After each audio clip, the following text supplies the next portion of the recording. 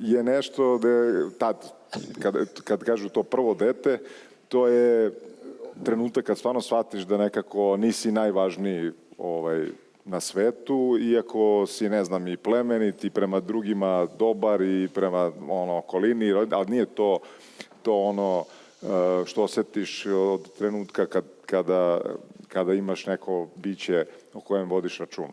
Jaz, kога se rodi moето dete, jaz v isto време спремав представа и во исто време играв филм, снимав филм, кој што играв главна улога многу, значи тоа траеше месец и пол, значи месец и пол ја бебето доаѓав дома и ја викам од каде таа снага, значи јас сум од 7 до 7 на снимање.